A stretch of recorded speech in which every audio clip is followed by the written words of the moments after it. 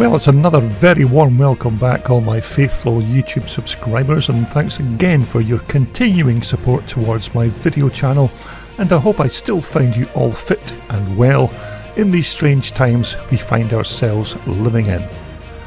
Now, due to a few viewers' comments with regards they don't hear enough of my channel's featured bikes running or starting up, I've been through my archives and picked out a few that I hope will help solve that issue until such times as we can all have more freedom of movement and I can post brand new material. So until then, please have a listen to some of these fantastic classics.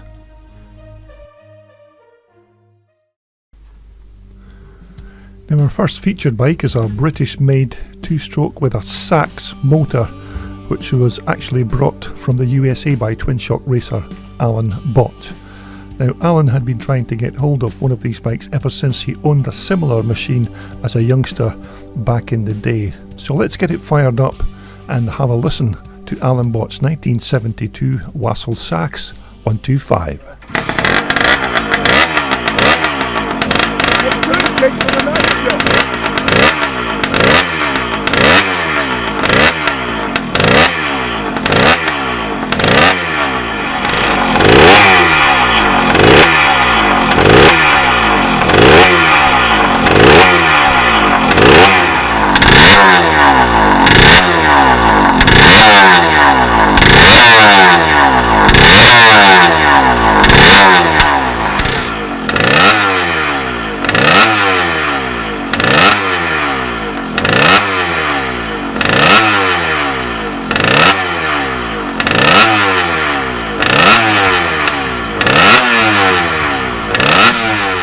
Okay, our next bike is another Alan Bott machine, and this is a Steve McQueen Rickman Triumph Desert Racer.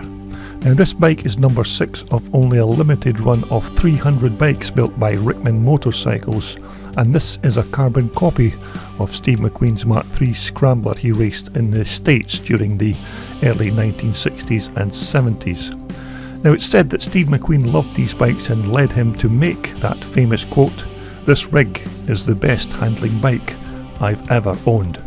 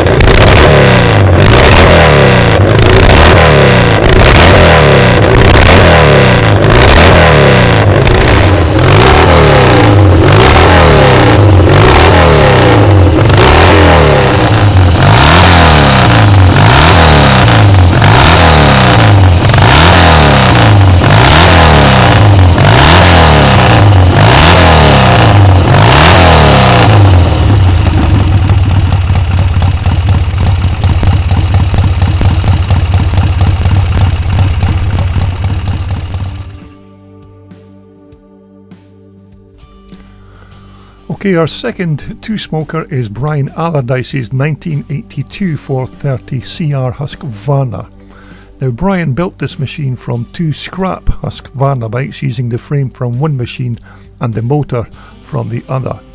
Now, all the other bits and pieces are genuine Husqvarna parts, and the completed bike took Brian about 5 months to complete.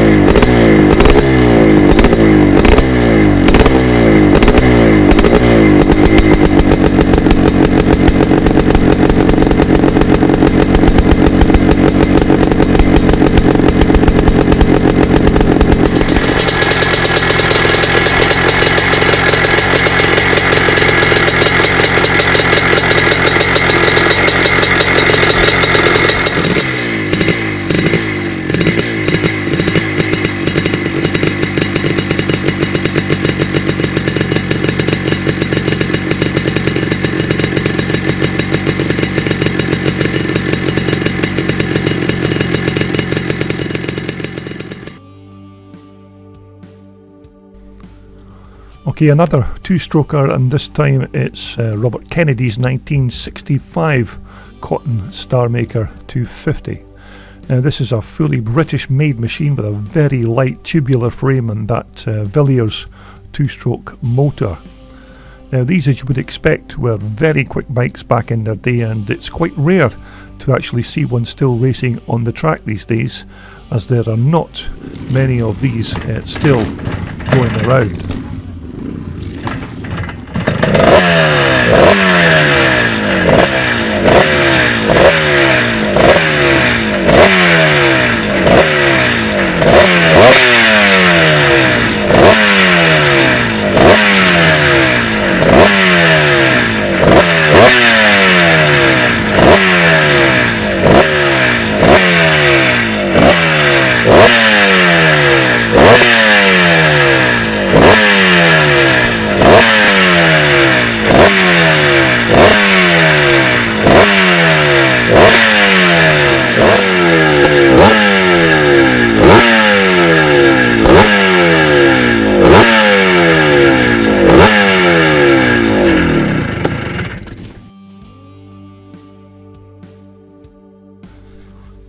Now our second four-stroke bike is not a BSA, although it does look identical to the BSA A10 motorcycle, and to be truthful, it was a Japanese copy of the BSA A10, but this is Jim Allison's 1966 SS650 Kawasaki Scrambler. The bike was originally a Kawasaki road bike, but it's been modified and tuned to be used as a race bike, and it sounds absolutely gorgeous.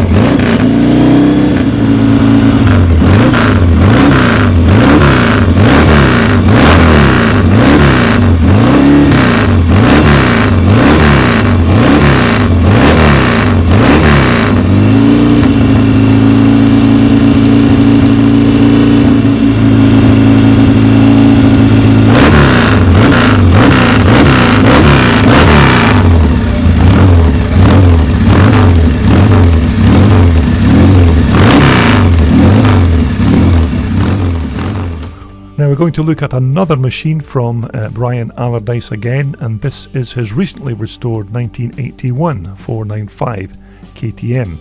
Now Brian bought this machine as a partly renovated bike, but then stripped it completely and did a full nut and bolt restoration. Now after it was completed, Brian's bike was featured in the VMX magazine sometime later.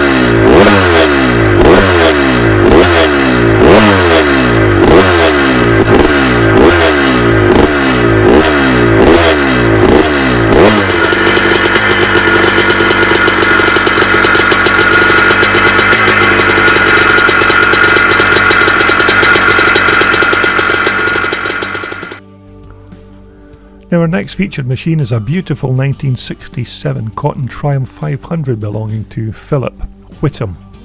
Now this is another fully British built machine and quite rare once again, and you don't see many of these on the track these days, although you do come across different examples of these bikes in private dirt bike collections.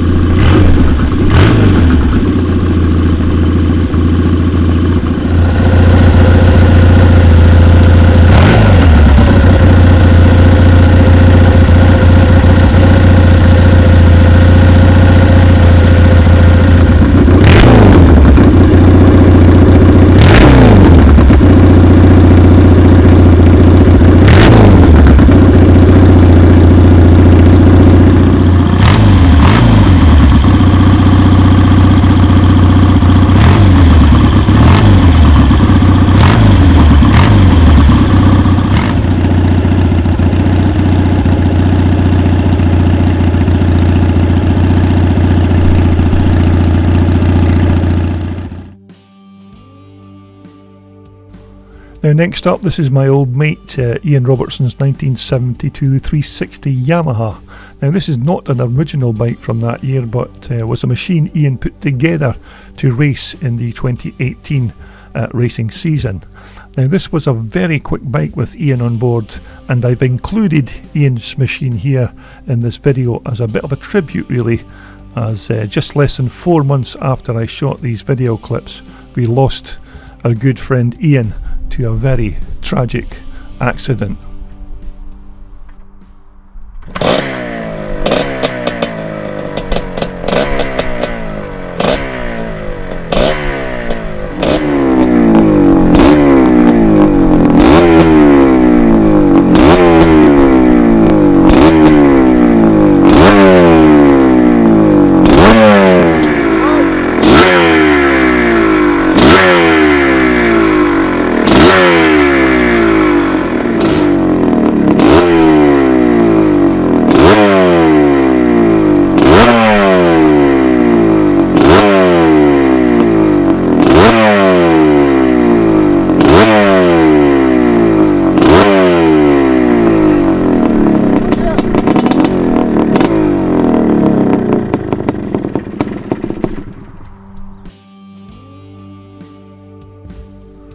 Now another 4-stroker this time, and this is Jim Colligan's 1982 DR500 Suzuki.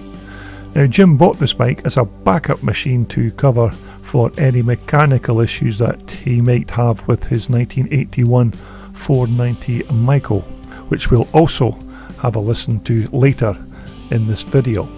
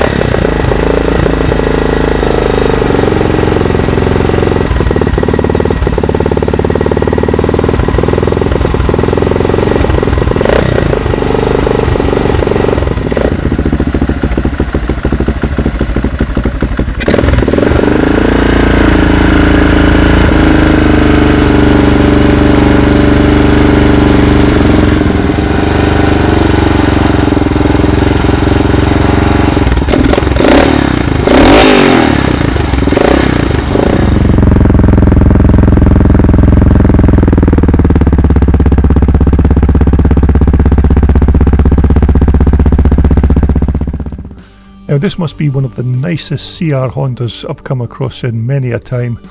This is Steve Denton's 1986 CR250 Honda, which he just finished putting together.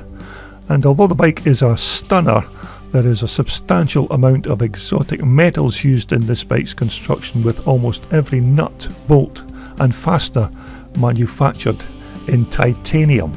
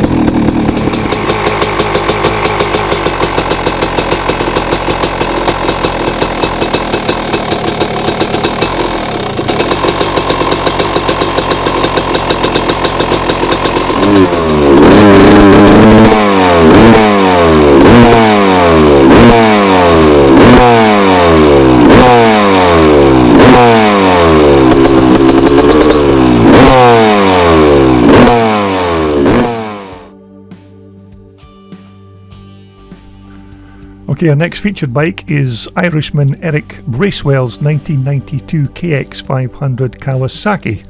And this particular bike was actually ridden by John Dowd, the junkyard dog, at the Farleigh Castle event some years back.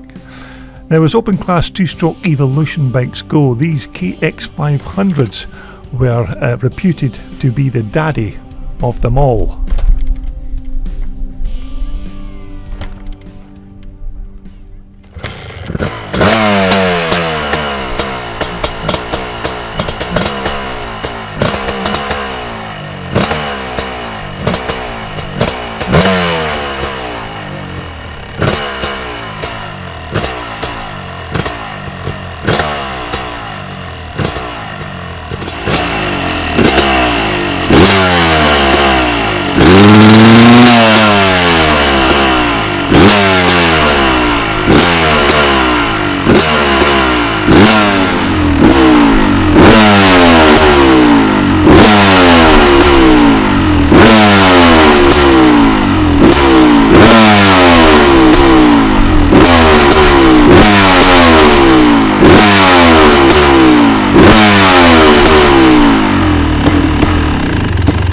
Okay, next up, another iconic British classic. This is Stuart Rodin's 500 CCM.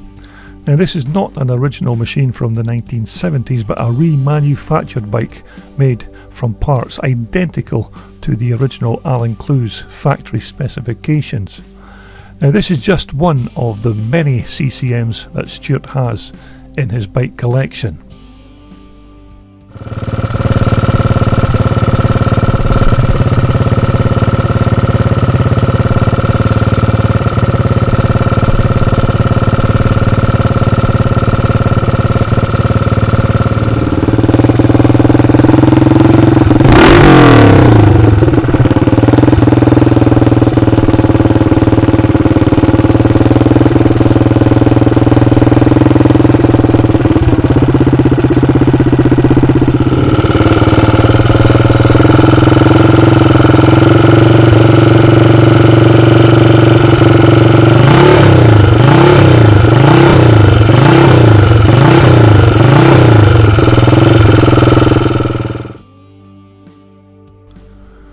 Now, this is the bike that changed motocross in the early 1980s. This is Jim Colligan's very nice 1981 490 Myco.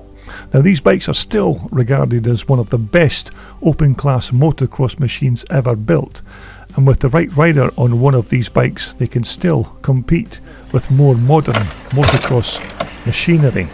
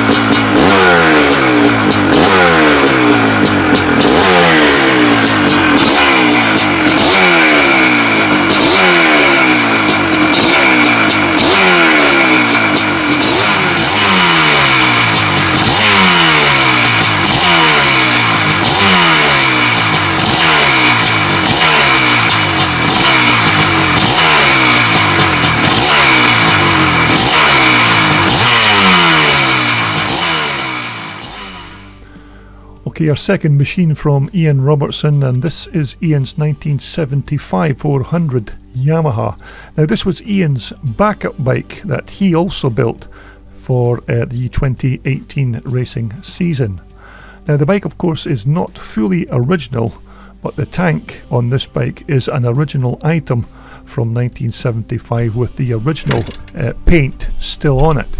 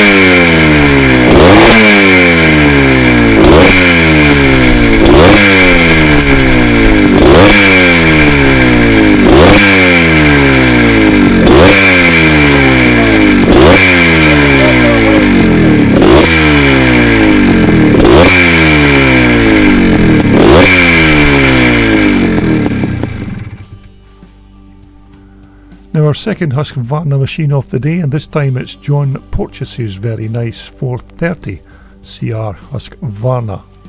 Now John no longer owns this bike and moved it on not long after these clips were filmed. Although, as you know, back in their day these 430s were extremely good bikes and pretty quick on the track for a machine from the early 1980s.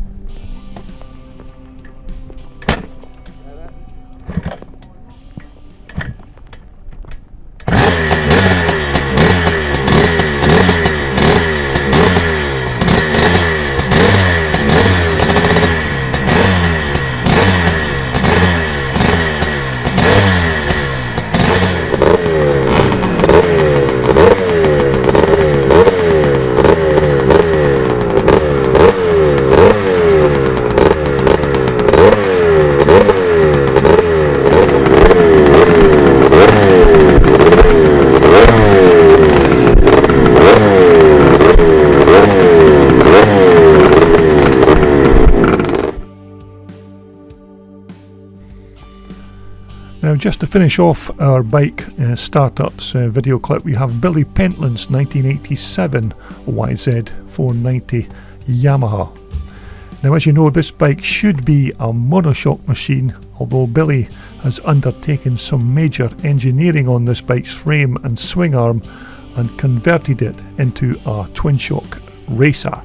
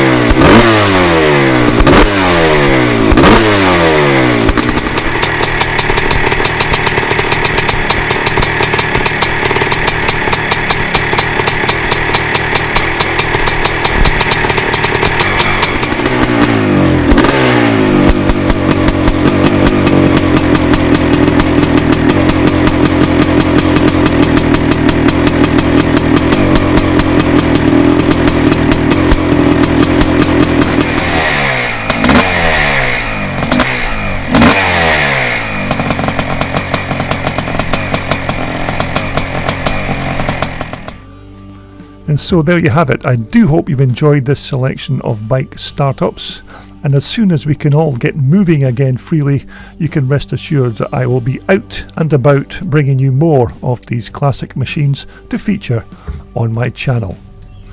So in the future, continue to keep safe out there, and who knows, in the coming weeks and months we can all get back to doing what we love best, and that of course is racing classic dirt bikes.